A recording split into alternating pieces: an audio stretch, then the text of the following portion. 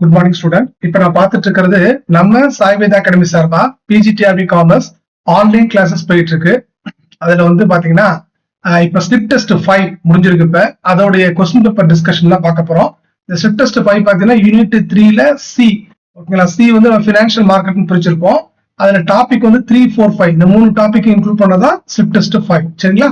Okay, அதுல பாத்திரலாம். First question என்னன்னா, what is another name of venture capital?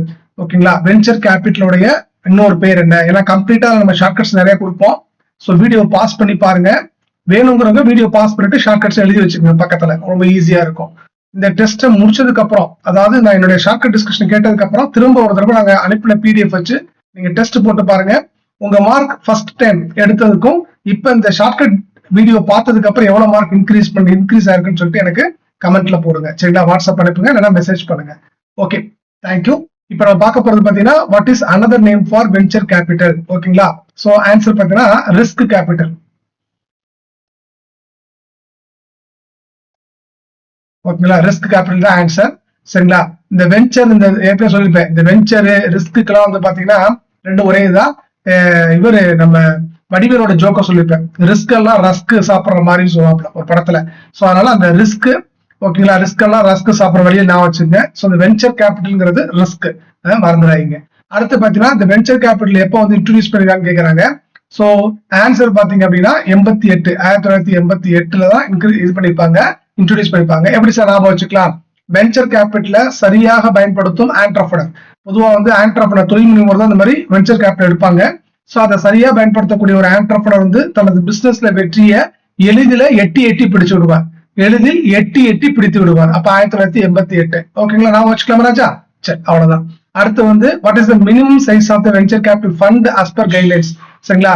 Venture capital ஃபண்டினுடைய மினிமம் சைஸ் கேட்கறான். மினிமம் சைஸ் வந்து எவ்வளவு இருக்கும் அப்படின்னு கேட்கறான், மினிமமா. So minimum size venture capital ஃபண்டுக்கு வந்து பாத்தீங்கன்னா ஆன்சர் வந்து 10 crore. ஓகேங்களா? இதுக்கு எப்படி நம்ம ஞாபகம் வச்சுக்கலாம்னா, minimum size of venture capital fund வந்து ஆண்டர்பிரனருக்கு வந்து பத்தல அப்படின்ற மாதிரி. சோ மினிமம் ஃபண்ட் அது பத்தல அப்படிங்கிறாங்க. ஆண்டர்பிரனர் பிசினஸ் பத்தல. சோ 10 கோடி ஞாபகம் வச்சுக்கலாம். சரிங்களா? ஓகே, இப்படிதான் நம்மளால முடிஞ்ச அளவுக்கு எதெல்லாம் நம்ம ஷார்ட்கட்ஸ்ல கொடுக்க முடியுமோ அதெல்லாம் கொடுத்துறோம்.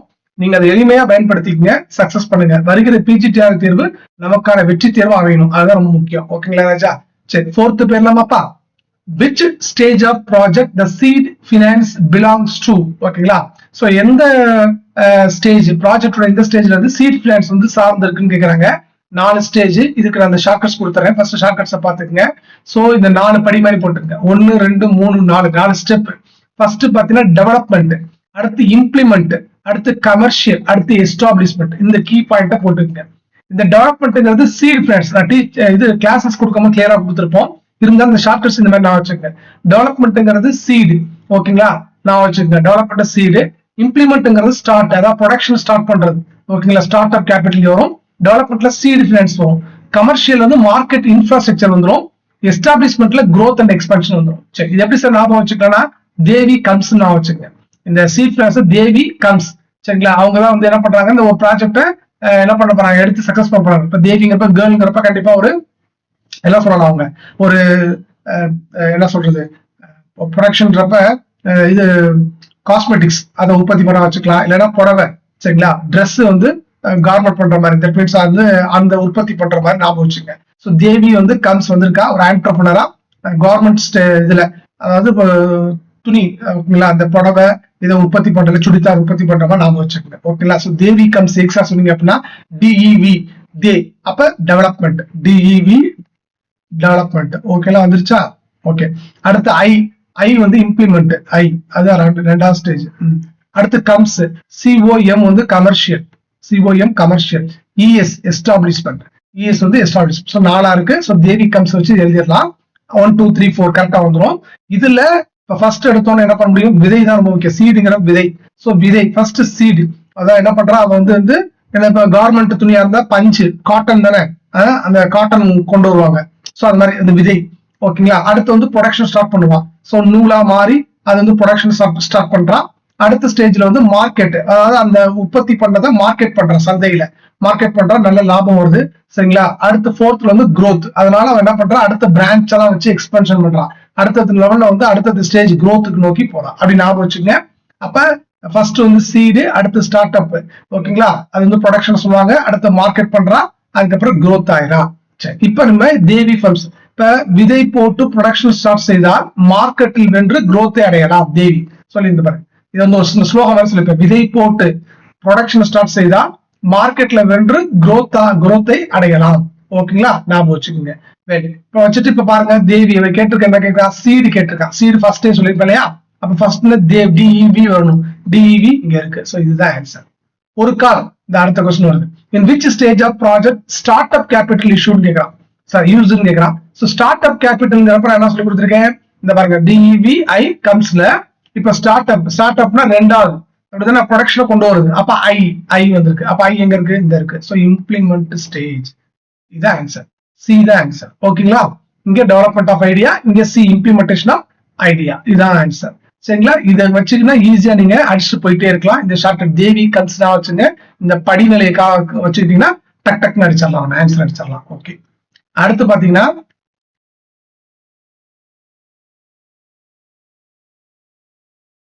in a leasing arrangement what is the owner of the asset called கேக்குறோம். இந்த லீசிங் அரேஞ்ச்மெண்ட்ல what is the owner of the asset called? ஓகேங்களா? சோ அப்படி பாக்குறப்ப நம்ம சொல்றோம் லெஸார் லெஸி நம்ம வச்சிருப்போம். லீஸ் கொடுக்கறதுல ஓனர் வந்து லெஸார், அந்த வாங்குறவங்க குத்தகைக்கு வாங்குறவங்க லெஸி. சரிங்களா? மறந்துடக்கூடாது. சோ இந்த கீ பாயிண்ட் தான். இதுல வந்து ஓஆர்ல முடியுது, ஆர்ல முடியும். சரிங்களா? இப்ப ஓனர், இந்த லெஸார் தான் ஓனர். சோ ஓனரும் ஆர்ல முடியும். அப்போ ஆர் ஈக்குவல் டு ஆர். இவர் தான் owner of the assets. So owner of the அசெட்ஸ்ங்கிறப்ப ஆர் வச்சு என்ன பண்ணிடலாம், நம்ம லெஸார் எழுதிடலாம். ஓகேங்களா? ஒரு கால் அதை யூஸ் பண்ற அசெட்டை யூஸ் பண்ற யார் அப்படின்னா லெஸி. சரிங்களா? யூஸ் சோ ஈல முடியும். யூஸ் பண்ற அசெட்டை யூஸ் பண்றவர் வந்து என்னது, லெஸி. அத வந்து ஓனர் யாரு அசெட்டுக்கு அப்படின்னா இவர் வந்து என்னது, லெஸார். நான் வச்சுக்கேன். இப்படிதான் ஆன்சர் அடிக்கணும் லீஸ் அக்ரிமெண்ட்ல. அடுத்து what is the nature of financial lease? Financial லீஸுக்கு வந்து நேச்சர் கேக்குறாங்க. அதுக்கு நீங்க இந்த கீ பாயிண்ட் எழுதணும். நான் கிளாஸ் நடத்தவே சொல்லியிருப்பேன். லாங் பீரியட் இருக்கும், நான் கேன்சலபிள், நான் சி கேன்சலபிள், பிஆர் பொறுத்துக்கணும். எக்ஸ்பென்சஸ் யார் அப்படின்னா என்னது, லெஸி தான் பொறுத்திக்கணும். சரிங்களா? ஓகே, இது ஞாபகம் வச்சுக்கிட்டீங்கன்னா நீங்க ஆன்சர் ஈஸியா எடுத்துடலாம். What is the nature of the financial லீஸ்ன்னு கேட்டா நம்ம என்ன பண்றோம், இதுல பாருங்க லாங்னு வந்திருக்கு. இதுல பாருங்க ஷார்ட் மீடியம். இப்ப லாங், பி தான் ஆன்சர். சரிங்களா? லாங் டேர்ம் அண்ட் நான் கேன்சலபிள். இந்த பாருங்க நான் சின்னு கொடுத்துருக்கேன். ஓகேங்களா? நான் சி, அப்ப நான் கேன்சலபிள் ரெண்டு தான் கேட்டிருக்கலாம். ஓகேங்களா? இன்னொரு கொஸ்டின் கேட்கலாம். இதை வந்து யாரு பொறுத்துக்கணும் எக்ஸ்பென்சஸ் அப்படின்னா அந்த இடத்துல வந்து பிஆர் தான் பொறுத்துக்கிறது. யார் அப்படின்னா லெஸி தான் பொறுத்துக்குவாங்க, இ தான் பொறுத்துக்குவாங்க. அடுத்து when is an operating lease preferred? Operating லீஸை பொறுத்தளவுக்கு ப்ரிஃபர்டு எது அப்படின்னு பாத்தீங்கன்னா இங்க பாத்துங்க, இங்க லாங் பீரியட், இங்க ஒரு ஸ்பெசிபிக் பீரியட் வரும். சி இங்க நான் கேன்சலபிள், இங்க சி கேன்சலபிள். சரிங்களா? பிஆர் யார் பொறுத்துக்குவாங்க, அங்க இ, இங்க ஓஆர். யார் ஓஆர்னா லெஸார் பொறுத்துக்குவாரு, அங்க லெஸி பொறுத்துக்குவாங்க. சரிங்களா? இது வந்து அப்சர்வேஷன்ஸ், அதாவது வழக்கொழிகிறதுக்கான வாய்ப்புகள் இதுல இருக்கும். இதுல இந்த ஆப்ரேட் இந்த சொத்து வந்து வழக்கொழிந்து போறதுக்கான வாய்ப்புகள் இதுல இருக்கும். இதுதான் கீ பாயிண்ட். ஸ்பெசிபிக், ஒரு ஐஃபன் சி, ஒரு ஐஃபன் பிஆர், பிராக்கெட்ல ஓஆர். ஓகேங்களா? அடுத்து இந்த இது பீரியட் வந்து அப்சர்வேஷன்ஸ் அப்படின்னா ஓபிஎஸ்ஓ அப்படின்னா வழக்கொழிந்து போறது, பொருள் வழக்கொழிந்து போறது. இப்ப இது கீ பாயிண்ட். இப்ப இங்க வாங்க, ஆப்ரேட் லீஸ் ப்ரிஃபர் பண்ற பாருங்க. அசெட் ஹேஸ் லாங் லைஃப், அதாவது அசெட்ஸ் லைக்லி டு பிகம் வந்துருச்சு அப்சர்வேஷன்ஸ். அப்ப இது வாய்ப்பு இருக்கு, பி ஆன்சர். சரிங்களா? அசெட் இஸ் சீப் வராது, அசெட்ஸ் cannot be sold வராது. அப்ப பி தான் வரும், ஏன்னா பிகம் அப்சொலேட். அப்படின்னா அப்சொலேட் அப்படிங்கிறது வழக்கொழிந்து போகுதுன்னு அர்த்தம். சரி, அடுத்து பாத்தீங்கன்னா இந்த financial lease who bears the expenses ஏற்கனவே கேட்டிருந்தாங்க. இன்னொரு கொஸ்டின், லாங் நான் சி கேன்சலபிள், பியர் வந்து என்னது நம்ம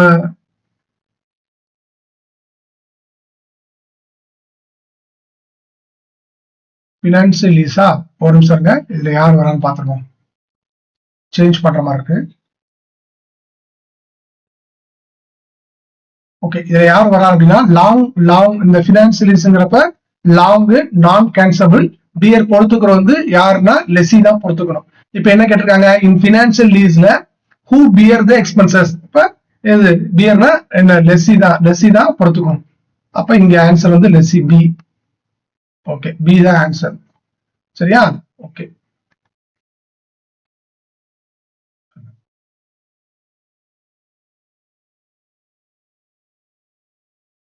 பி இஸ் ஆன்சர். சரி, அடுத்து பாத்தீங்கன்னா in a sale and lease back அரேஞ்ச்மெண்ட்ல ஹூ செல் த அசெட், இந்த வார்த்தை சரிங்களா. அண்ட் லீஸ் இட்ஸ் பேக், யாரு வந்து அசெட்டை விற்கிறா அண்ட் அதை வந்து திரும்ப பெறான்னு கேட்கிறாங்க. இதுக்கு நான் அங்கேயே கிளாஸஸ் நடத்த மாதிரி கொடுத்துருப்பேன் இந்த ஷார்ட்கட்டை. ஏஎன்கோங்கிறவர் seller, ராமுங்கிறவர் pier.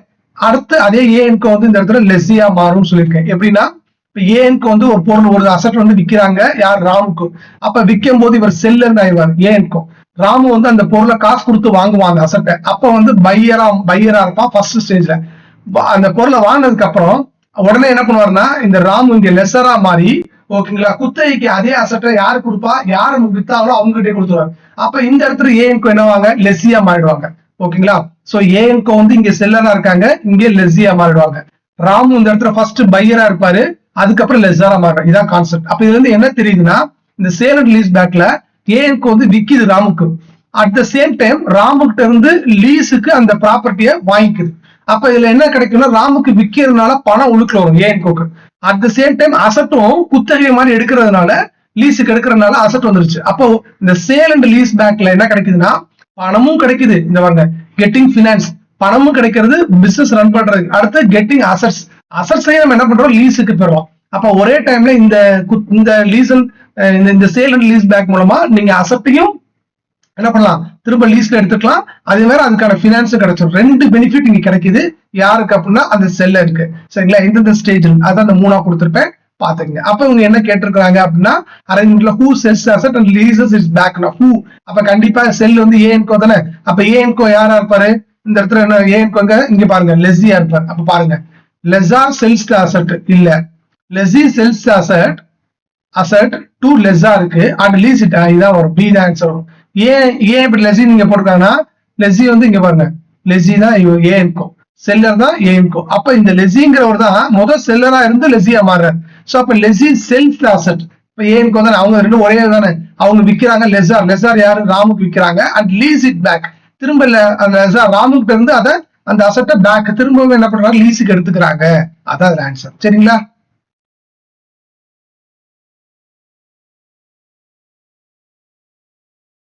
What does a cross border lease involve. சரிங்களா, கிராஸ் பார்டர் லீஸ் இன்வால்வ் கேட்டீங்கன்னா உங்களுக்கு பாத்தீங்கன்னா இதுல வந்து எப்படின்னா அக்ராஸ் நேஷனல் பார்டர், அதாவது இந்தியா மேப் இருக்குன்னு வச்சுங்களேன், இந்த மேப்பை தாண்டி பாகிஸ்தானுக்கு, ரஷ்யாவுக்கு, அமெரிக்காவுக்கு, இப்படி உங்களுக்கு வந்து என்னன்னா அந்த லீஸ் வந்து இன்வால்வ் ஆகும். அந்த அதாவது பார்டர், அந்த பார்டரை தாண்டி நடக்கக்கூடிய லீஸ் தான் உங்களுக்கு வந்து என்ன லீஸ் அப்படின்னு சொல்லி கேட்பாங்க. சரிங்களா, இதுல பாத்தீங்கன்னா ஆன்சர் வந்து பி வருப்பா. பார்ட்டிஸ் இந்த national parties across cross border லீஸை பொறுத்தளவுக்கு யார் இன்வால்வ் ஆயிருக்கா அப்படின்னு கேக்குறாங்க. சோ பார்ட்டி யாரு, அக்ராஸ் நேஷனல் ஃப்ரண்டேஸ். சோ அந்த பார்டர் நேஷனல் பார்டரை என்ன தாண்டி இருக்கக்கூடிய பார்ட்டிஸ் தான் இதுல இன்வால்வ் ஆவாங்க. அடுத்து ஃபுல் பே அவுட் லீஸோட மீனிங் என்னன்னு கேட்டீங்க அப்படின்னா இதுல போட்டு பாருங்க, லெஸ்ஸார் வந்து recover full value of lease asset. சரிங்களா, so full value lease asset வந்து ஃபுல்லாவே எடுத்துக்குவாரு. அதுதான் இதுல சொல்லுவாங்க. சோ அப்படிங்கிறப்ப பாத்தீங்க அப்படின்னா உங்களுக்கு வந்து பி ஆன்சர். லெஸ்ஸார் வந்து ரெக்கவர் ஃபுல் காஸ்ட் ஆஃப் அசெட்டை ரெக்கவர் பண்ணிக்குவாரு லெஸ்ஸார். சரிங்களா, அதுதான் வந்து ஃபுல் பே அவுட் லீஸ். அடுத்து கிரெடிட் ரேட்டிங் பொறுத்தளவுக்கு பாத்தீங்கன்னா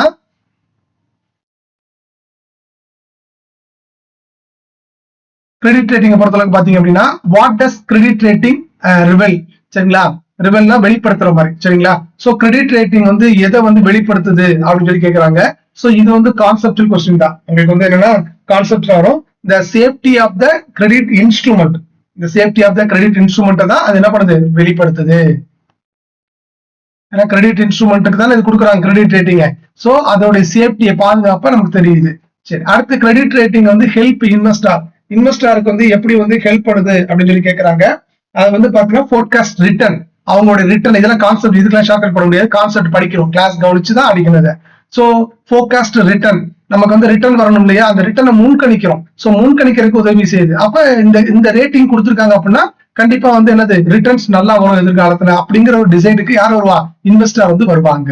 அடுத்து வென் வாஸ் கிரைசில் சொல்லுவோம், கிரைசில் எஸ்டாப்ளிஷ்டு, கிரைசில் வந்து எஸ்டாப்ளிஷ்டு எப்ப அப்படின்னு கேக்குறாங்க. சோ இதுல ரெண்டு விஷயம் இருக்கு ராஜா.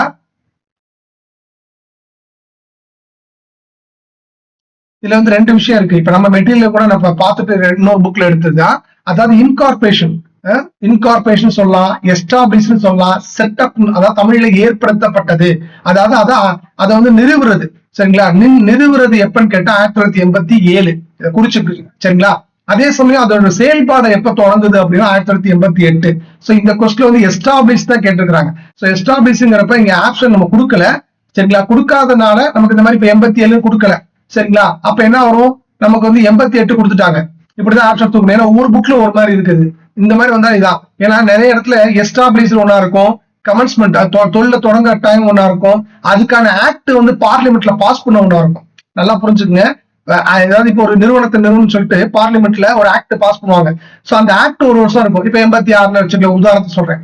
ஓகேங்களா? ஆனா அது வந்து எப்ப ஆக்ட் உடனே ஏற்படுத்த ஆக்ட் வந்துடும். ஆக்ட் வந்ததுக்கு அப்புறம் இதை வந்து செட்டப் பண்ணுவாங்க. அது ஒரு வருஷமா இருக்கும். அடுத்து வந்து அது தன் செயல்பாட்டை ஆரம்பிக்கிறது ஒரு வருஷமா இருக்கும். இல்லைன்னா சில நேரத்துல ஆக்ட் வந்தோடனே அது என்ன பண்ணுவாங்க, என்னைக்கு ஆரம்பிக்கிறாங்களோ செட்டப் பண்ண அன்னைக்கே இதை வந்து ஆரம்பிச்சிடும். அப்படின்னு இருக்கு.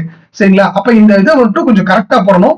அப்ப நியரஸ்ட் ஆன்சரை தூக்கணும். இப்ப பாருங்களேன், கிரைசில் வந்து எஸ்டாப்ளிஷ் எப்படின்னு கேக்குறாங்க. சோ கிரைசில் பாத்தீங்கன்னா எஸ்டாப்ளிஷ்ங்கிறப்ப நான் சொன்னேன் பாத்தீங்களா, எஸ்டாப்ளிஷ்ங்கிறது இன்கார்பரேஷன், செட்டப், எஸ்டாப்ளிஷ் எல்லாம் ஒண்ணுதான். அப்ப 1987. ஆனா இங்க 87 தான் இருக்கா? 80, 88, 90, 93 தான் இருக்கு. சோ 87 எதுவும் இல்ல. அப்ப 88 நீங்க தாராளமா போட்டுடலாம். அப்ப 88 என்ன சார் அப்படின்னா, இது தன்னுடைய கமென்ஸ்மெண்ட், அதாவது தன்னுடைய அந்த ஆபரேஷன்ஸ் வந்து ஸ்டார்ட் பண்ணுது.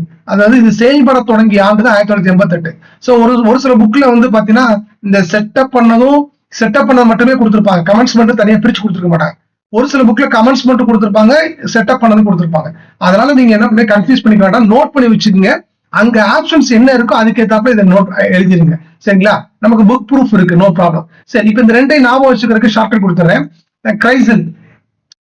கிரைசில் வந்து ஏற்படுத்தப்பட்டது, எஸ்டாப்ளிஷ் ஏற்படுத்தப்பட்டது மூலம் இன்வெஸ்டரோட கண்ணீர், ஏன்னா கிரைனா அந்த கண்ணீர் நான் வச்சுக்கோம். கிரை அந்த இது வருதா, கிரைனா அழுகிறது. சோ கிரைசில் ஏற்படுத்தப்பட்டது மூலம் இன்வெஸ்டர்ஸோட கண்ணீர் வந்து துடைக்கப்பட்டு பொருளாதாரத்தை எட்டி பிடித்தார்கள். சரிங்களா? கண்ணீர் வந்து துடைக்கப்பட்டு பொருளாதாரத்தை எட்டி பிடித்தார்கள், சமுதாயத்தில் தலை நிமிர்ந்து எழுந்தார்கள். ஓகேங்களா? அப்ப இந்த கிரைங்கிற வார்த்தை கிரைசில் வந்துடும். இன்வெஸ்டர்ஸ் கண்ணீர் துடைக்கப்பட்டு பொருளாதாரம் எட்டி பிடிச்சான 8. ஓகே, இந்த இங்க 8. சமுதாயத்தை தலை நிமிர்ந்து எழுந்தார்கள் 7.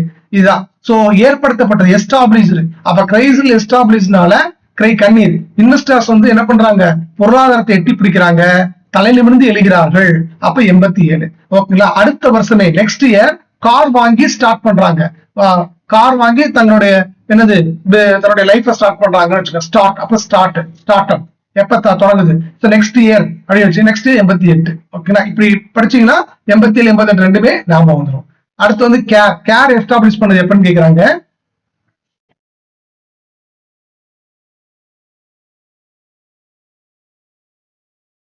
ஆயிரத்தி 1988, 90, 93. இதுக்கு ஆன்சர் வந்து 87 தான் போட சொல்லிருப்பேன். இதுக்கு வந்து பாத்தீங்க அப்படின்னா இந்த நோட் பண்ணிருக்கேன். சோ வந்து கேர் பாத்தீங்கன்னா எஸ்டாப்ளிஷ் பண்ணது 92, அது ஆபரேஷன் தொடங்கினது 93. நம்ம புக்ல இருக்காது, சம்டைம்ஸ் ஒண்ணு மட்டும் தான் கொடுத்துருப்போம். நீங்க இந்த மாதிரி பிரிச்சு எழுதிக்கீங்க, நான் ரெஃபர் பண்ணி தான் எடுத்திருக்கிறேன். ஓகேங்களா? சோ இப்ப எஸ்டாப்ளிஷ் பண்ணது பாத்தீங்க அப்படின்னா உங்களுக்கு வந்து 92ல வருது. ஆபரேஷன்ஸ், அதாவது தன்னுடைய செயல்பட தொடங்கினது 93. இப்போ என்ன கேட்டிருக்கான், எஸ்டாப்ளிஷ் தான் கேட்டிருக்கான். சரிங்களா? எஸ்டாப்ளிஷ்ங்கிறப்ப நான் என்ன சொன்னேன், 92. இங்க 92 இருக்குதா? இல்ல. சரிங்களா? அப்ப நீங்க என்ன பண்ணிக்கலாம்னா 93 போட்டுக்கலாம். நியர்பை ஆன்சர் 93 நீங்க போட்டுடலாம். ஏன்னா ஸ்டார்டிங் இதுல இருக்க கொஸ்டின்ஸ் ஆப்ஷன்ஸ் கொடுக்கல. ஓகேங்களா? சோ அதனால நீங்க என்ன பண்ணிக்கலாம்னா அது மாதிரி போட்டுக்கலாம். வெல், இப்ப இதுல பாருங்களேன் எப்படி சார் ஞாபகம் வச்சுக்கிறது, அது பார்க்கலாமா? ஞாபகம் வச்சுக்கிறது பாத்தீங்கன்னா திருநங்கைகள். இப்ப ஃபர்ஸ்ட் இதை எடுத்துக்கிறேன். திருநங்கைகளை கேர் பண்ணுனா மும்மூர்த்திகளும் நம்மை ஆசிர்வதிப்பார். திருநங்கைகளை கேர், அவங்க தப்பா சொல்லல, 9ங்கிற தப்பா சொல்லல, நமக்கு அந்த 9 நம்பர் மைண்ட்ல வரணும், அந்த கேர்ங்கிறது வேர்டோட வரணுங்கிறதுக்காக நான் எடுத்துக்கிட்டேன். சோ ஏன்னா இது வந்து ஆப்ஜெக்டா எடுத்துட்டாதான் கரெக்டா வரும், சப்ஜெக்டா எடுத்துட்டா கரெக்டா வரும். திருநங்கைகளை கேர் பண்ணா மும்மூர்த்திகளும் நம்மை ஆசிர்வதிப்பார். மும்மூர்த்தின யாரு? இந்த சொல்லுவோம் இல்லையா, பிரம்மா, விஷ்ணு, சிவன், மூர்த்திகள். அதுதான் வந்து மும்மூர்த்திகள். சோ மும்மூர்த்திகள் நம்மள ஆசிர்வதிப்பாங்க, திருநங்கை கேர் பண்ணா. இப்ப கேருங்கிறப்ப கேர் எஸ்டாப்ளிஷ், கேர் வார்த்தை வந்துடும். சரிங்களா? அடுத்து வந்து 3. சோ 93ங்கிறக்க 90 திருநங்கைகள், 9 மும்மூர்த்திகள், 3, 93 வந்துடும், கேர் வந்துடும். ஓகே, இது எஸ்டாப்ளிஷ் பண்றது எப்ப அப்படின்னா இங்க போட்டிருக்க 92 திருநங்கைகளின் பொருளாதார வளர்ச்சியை ஏற்படுத்த இந்த வார்த்தை வரும் எஸ்டாப்ளிஷ் பொருளாதார வளர்ச்சி ஏற்படுத்த 2 அரசு மத்திய அரசு மாநில அரசு கேர் செய்தல் சரிங்களா திருநங்கைகளோட பொருளாதார வளர்ச்சி ஏற்படுத்த எஸ்டாப்ளிஷ் பண்ற 2 அரசு மத்திய மாநில அரசு கேர் செய்தல் அந்த கேர்ங்கிற வந்துருச்சு 2ங்கிற வந்துருச்சு அப்ப 92 திருநங்கை 9 2ங்கிற 92 அவ்வளவுதான் இந்த கேர்ங்கிற வச்சுதான் அடிக்கணும் இதுக்கு முன்னாடி கிரைங்கிற வச்சு அடிக்கணும் இங்க கேர் அப்ப திருநங்கை கேர் பண்றது அப்படின்னாச்சா 92 93 நம்ம அடிச்சிடலாம் ஓகேங்களா ஓகே இது அடுத்த ஷார்ட்கட் இப்ப அடுத்து பார்க்க போறது பாத்தீங்கன்னா ICRA is a subsidiary of which organization கேக்குறான் ICRA வந்து இதோட இது கேக்குறான் சோ இது வந்து பாத்தீங்கன்னா ஐசிங்கிற நாவல் அங்க எப்படி கிரைசலுக்கு வந்து கிரை கேருக்கு வந்து கேர்னு வச்சுட்டு அக்கறை இங்க ஐசி மட்டும் எடுத்துக்கும் ஐசினா இன்டகிரேட்டர் சர்க்கியூட் நமக்கு தெரியும் மைக்ரோ சிப் இந்த சிஸ்டத்துல எல்லாம் இருக்கும் இல்லையா சோ இன்டகிரேட்டர் சர்க்கியூட் வேணா தெரியலன்னா இதுல போட்டு பாருங்க கூகுள்ல அந்த இமேஜ் போடுங்க மைண்ட்ல நிக்கும் சோ ஐசி அதுக்கு ரிலேட்டடாவே நம்ம ஷார்ட்கட் கொடுப்போம் சோ ஐசி இமேஜ டிபில வைக்கிறது ஐசி இமேஜ டிபில வைக்கிறது கம்ப்யூட்டர்ல போய் இமேஜ் பாருங்க வரும் கம்ப்யூட்டர்ல நீங்க வந்து கூகுள்ல தேடுங்க இமேஜ்ங்கிற வட்டத்துல ஐசினா எப்படி இருக்கும் பாருங்க அந்த இன்டகிரேட்டர் சர்க்கியூட் வரும் ஓகேங்களா சோ அந்த படத்தை டிபில வைப்பாங்க யார் வைப்பாங்க இது வந்து கம்ப்யூட்டர் சேல்ஸ் சர்வீஸ் வச்சிருக்கவங்க சோ இந்த மாதிரி உள்ளவங்க வந்து இதுதான் வைப்பாங்க அதாவது எலக்ட்ரானிக்ஸ் உள்ளவங்க வந்து இந்த மாதிரி விஷயங்களை வந்து டிபி வைப்பாங்க சோ ஒவ்வொருத்தவங்க ஒண்ணு வைப்பாங்கல்ல அவங்களுக்கு இதுதான் ரொம்ப மெயின் சோ அதை டிபியா வைப்பாங்க சோ ஐசி டிபி அப்ப ஐடிபிஐ நமக்கு ஞாபகம் வந்துடும் எழுதிடலாம் சரிங்களா ஐசி டிபிங்கிறப்ப டிஸ்பிளே பிக்சர் நம்ம அதை டிபி ஞாபகம் வச்சுட்டு வந்துடும் ப்ரொனன்சியேஷன்ல வந்துடும் ஓகே சோ இது வந்து இதுக்கு வந்து எந்த வருஷம் சார் அப்படின்னு பார்த்தா 90 பாத்துங்க எஸ்டாப்ளிஷ் பண்ணது 90 இது வந்து 90ல தான் எஸ்டாப்ளிஷ் பண்ணிருக்காங்க அதுக்கு இப்ப ஷார்ட்கட் கொடுத்துறேன் ஏன்னா அடுத்து நீங்க இது வந்து அடுத்த ரிவிஷன் டெஸ்ட்ல வரலாம் அதனாலதான் திருநங்கைகளுக்கு ஐசி குறித்த ட்ரைனிங் ஏற்படுத்தி எஸ்டாப்ளிஷ்டு அப்ப இந்த ஐசிஆர்ஏ வந்து எப்ப ஏற்படுத்தப்பட்டது அப்படின்னா 90 அப்ப திருநங்கைகளுக்கு ஐசி குறித்த ட்ரைனிங் ஏற்படுத்தி எஸ்டாப்ளிஷ் பண்ணி அவர்கள் வாழ்வு பூஜ்ஜியம் ஆகாமல் காப்பாற்றப்பட்டது இப்ப இந்த மாதிரி ட்ரைனிங் கொடுக்கும்போது அவங்க வாழ்க்கை நல்லா இருக்கும் அவங்களும் ஒவ்வொரு துறையிலும் திருநங்கை முன்னேறுவாங்க அப்ப ட்ரைனிங் தான் கவர்மெண்ட் தான் கொடுக்கணும் சரிங்களா அப்படி கொடுக்கலன்னா அவங்க வாழ்க்கை பூஜ்ஜியமா போயிடும் சரிங்களா தவறுதலா போயிடும் அப்ப அவங்க வாழ்வு பூஜ்ஜியம் ஆகாமல் காப்பாற்றப்பட்டது சோ திருநங்கைகளுக்கு ஐசி ட்ரைனிங் கொடுப்பதன் மூலம் ஐசி ட்ரைனிங் ஏற்படுத்தி எஸ்டாப்ளிஷ் அவங்க வாழ்வு பூஜ்ஜியம் ஆகாமல் காப்பாற்றப்பட்டது 90 திருநங்கை 9 இது 90 அங்கதான் ஐசிஆர்ஏ எஸ்டாப்ளிஷ் பண்ணிருக்காங்க சரிங்களா எந்த நிறுவனம் சப்சிடி வந்து டிபி வைக்கிறாங்க ஐசிஏ அப்ப டிபி சோ அப்ப ஐடிபிஐ இது இல்லாம ஓகே அடுத்து பாத்தீங்க அப்படின்னா